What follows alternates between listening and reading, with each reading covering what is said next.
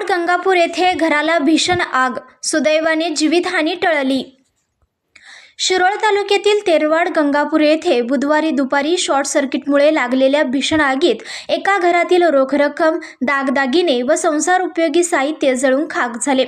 या दुर्घटनेत लाखो रुपयाचे नुकसान झाले असून सुदैवाने कोणतीही जीवितहानी झाली नाही।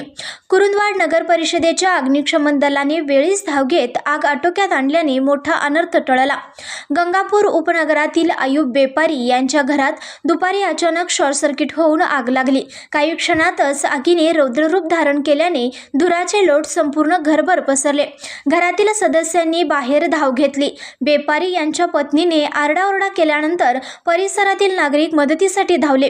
घागरीने पाणी टाकून आग विझवण्याचा प्रयत्न करण्यात आला, मात्र आगीची तीव्रता वाढत असल्याने प्रयत्न निष्फळ ठरले। या घटनेची माहिती मिळताच कुरुंदवाड नगर परिषदेने अग्निशमन दल घटनास्थळी दाखल झाले। अग्निशमन कर्मचारी नितीन संगपाळ आणि हेमंत वायचळ यांनी तत्परतेने अग्निशमन यंत्राद्वारे पाण्याचा मारा सुरू केला। घरातील गॅस सिलेंडर सुखरूपपणे बाहेर काढत संभाव्य स्फोटाचा धोका टळला।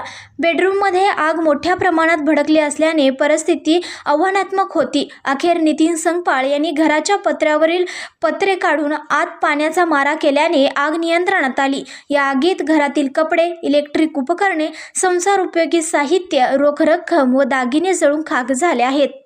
संघर्ष या न्यूज चॅनलला लाईक करा, शेअर करा आणि सबस्क्राईब करा।